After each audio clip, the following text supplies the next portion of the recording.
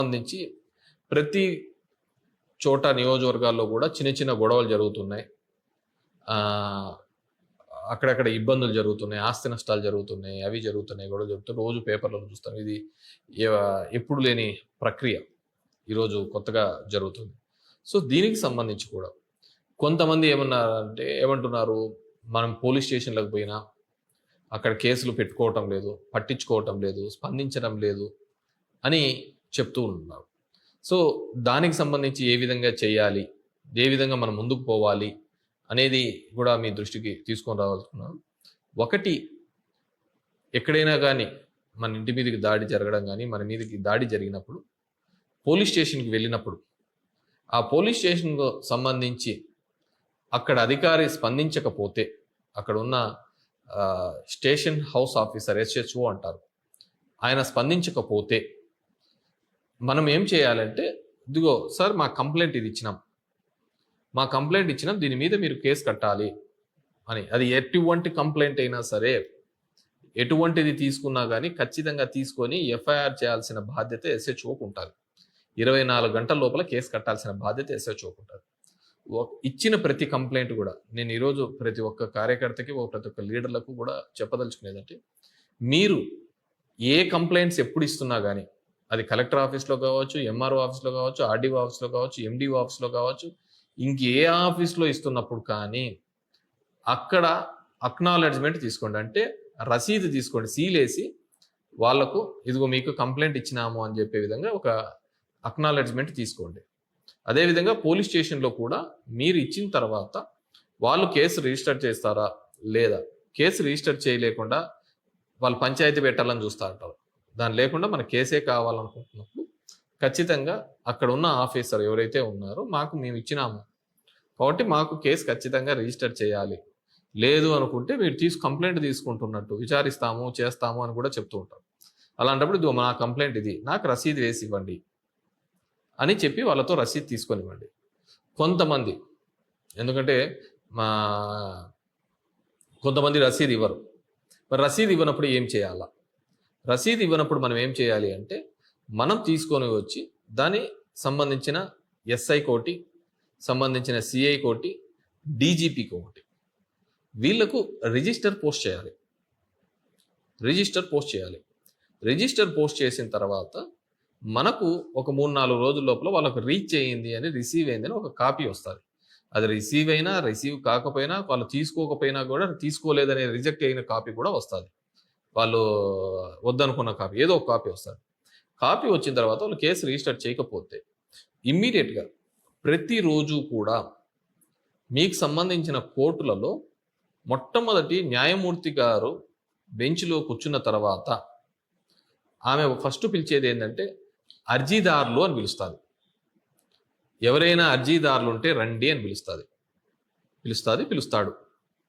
So అర్జీదారులు అని పిలుస్తానే గౌరవ న్యాయమూర్తులు ఇమ్మీడియట్గా మీరు పొద్దున్నే వెళ్ళి, ఇదిగో మేము ఇంతకుముందు ఈ విధంగా జరిగితే కంప్లైంట్ ఇచ్చినాము, అయినా రిజిస్టర్ చేయలేదు, కాబట్టి మేము రిజిస్టర్ పోస్ట్ చేసినాము అయినా కూడా చేయలేదు, దాని యొక్క రసీదులన్నీ చూపించి ఇదిగో పలానా తేదీ ఇచ్చినాం, పలానా తేదీ అని చెప్పేసి న్యాయమూర్తి గారికి అక్కడికే ఇస్తే ఇమ్మీడియట్గా త్రూ కోర్టు, న్యాయమూర్తి ద్వారా కేసు తక్షణమే రిజిస్టర్ కాబడుతుంది. అది ఎటువంటిదైనా సరే తక్షణమే రిజిస్టర్ కాబడుతుంది.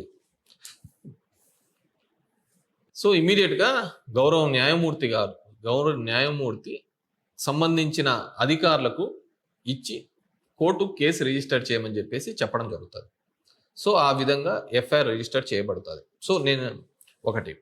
రెండోది వచ్చి, కొన్ని దెబ్బలు తగిలినా కానీ, అంటే చెయ్యి ఇరగడం కానీ, వైటల్ ఆర్గాన్స్కి బాగా ఇంజ్యూర్డ్ అయి ఉంటాయి. కానీ మనం ఇచ్చిన కేసుకు వాళ్ళు ఏం చేస్తారంటే 324, అంటే ఇప్పుడు సెక్షన్లు అవి కూడా చెప్తాను నేను. సో దానిలో బెయిలబుల్ సెక్షన్లకు వేస్తారు. అంటే వాళ్ళు అంత దాడి జరిగినా దాని మీద బెయిలబుల్ సెక్షన్లు వేస్తా అంటారు. సో అలాంటప్పుడు ఏం చేయాలి అంటే, మనం ఇమ్మీడియట్గా గవర్నమెంట్ ఆసుపత్రుల్లో ఎక్కడైతే ట్రీట్మెంట్ చేయించుకున్నామో ఆ గవర్నమెంట్ ఆసుపత్రులలోకి వాళ్ళతో మనం మెడికల్ సర్టిఫికేట్ తీసుకోవాలి. ఎప్పుడే కానీ ఒకటి గుర్తు పెట్టుకోండి, మనకి ఏదైనా కానీ, మనకు సంబంధించిన వాళ్ళకి కానీ, ఇంకోరు కానీ, ఎవరికైనా కానీ ఏదైనా కానీ జరిగితే ఫస్ట్ గవర్నమెంట్ హాస్పిటల్కి పోతానే అక్కడ MLC, మెడికల్ లీగల్ సెల్ అని ఒకటి ఉంటుంది. అంటే కానిస్టేబుల్ వచ్చి నీ దగ్గరికి ఆ సంబంధించిన పెద్ద ఆసుపత్రి కావచ్చు, అంటే గవర్నమెంట్ ఆసుపత్రి, డిస్ట్రిక్ట్ ఆసుపత్రి కావచ్చు, ఇక్కడ కావచ్చు, ప్రతి గవర్నమెంట్ హాస్పిటల్లో కూడా ఒక కానిస్టేబుల్ ఉంటాడు.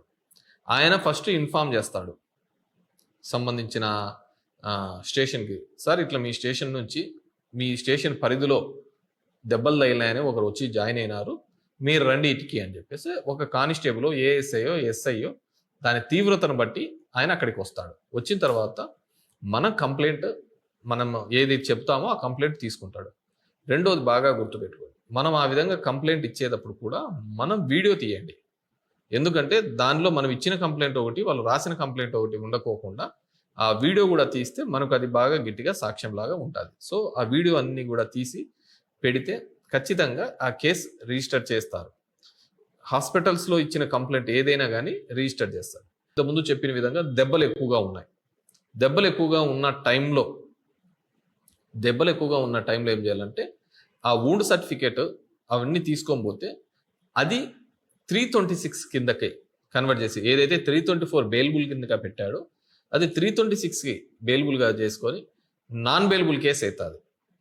మామూలుగా కొత్తగా ఇచ్చిన దాని ప్రకారం సుప్రీంకోర్టు ఇచ్చిన గైడ్లైన్స్ ప్రకారం 7 సంవత్సరాల కంటే కింద ఉండేవన్నీ కూడా బెయిలబుల్ సెక్షన్స్, నాన్ బెయిలబుల్ అయినా కానీ స్టేషన్ బెయిల్ ఇవ్వాలి అని చెప్పేసి it's a description of the officer యొక్క దీన్ని బట్టి బెయిల్ ఇవ్వాలి అని చెప్పేసి 7 సంవత్సరాల కంటే కింద ఉండేది. 7 సంవత్సరాల కంటే పైన ఉండేది ఏదైతే ఉందో, 7 సంవత్సరాలకి అయితే పైన ఉందో వాటిని ఖచ్చితంగా రిమాండ్కి పంపించాలి. సో ఎప్పుడైతే మీరు ఈ వూండ్ సర్టిఫికేట్ తీసుకుంటారో, దెబ్బలు తగిలినట్టు హాస్పిటల్ నుంచి సర్టిఫికేట్ తీసుకుంటారో, 324 అనేది 326 అవుతుంది. అప్పుడు అది నాన్ బెయిలబుల్ కింద అవుతుంది, 10 సంవత్సరాల కిందికి వస్తుంది. కాబట్టి ఖచ్చితంగా వారిని జైలుకి పంపిస్తారు, రిమాండ్కి పంపిస్తారు. ఒకటి. సో ఇది మీరు చేసుకోవాల్సిన ఇంకోటి ఏంటంటే, దీంట్లో బెయిలబుల్ సంబంధించి 324 కానీ 323 కానీ ఈ దీనికి సంబంధించి వచ్చినప్పుడు బెయిలబుల్ సెక్షన్కు 41A నోటీస్ ఒకటి ఇస్తారు. అది ఇచ్చినంటే మనం పోయి అక్కడ పోయి విచారణకు హాజరైనట్టు అది తీసుకొని రావాలన్నమాట. సో బెయిలబుల్కి తీసుకుంటే ఆ 41A నోటీస్ తీసుకుంటే వాటికి ఇన్వెస్టిగేషన్ మనం సహకరించినాము అని ఏ దానికైనా గుర్తుపెట్టుకోవాలి. ఒకటి, ఇన్వెస్టిగేషన్కి సహకరిస్తున్నంత వరకు ఎవరు ఏమీ చేసేయకూడదు. ఎవరు ఇన్వెస్టిగేషన్ సహకరించినప్పుడే ఇవన్నీ కూడా ముందుకు వస్తూ ఉంటాయి. సో నేను ఈరోజు ఈ వీడియో ద్వారా, ఎందుకంటే how to protect our self, మనకు జరిగిన 24 గంటలు అనేది చాలా ఇంపార్టెంట్. ఒక కంప్లైంట్ ఇచ్చిన తర్వాత 24 గంటల లోపలనే మనం ఇచ్చే కంప్లైంట్ బేస్ అవుతుంది. ఎందుకంటే డిలే ఎఫ్ఐఆర్ అంటారు. మనం ఇచ్చే కంప్లైంట్ కన్నా లేట్ అయింది అనుకో, ఖచ్చితంగా ఆ కేసు బలహీనపడుతుంది. కాబట్టి తక్షణమే ఆ కంప్లైంట్ ఇచ్చే కార్యక్రమం కూడా చేసే కార్యక్రమం చేయండి.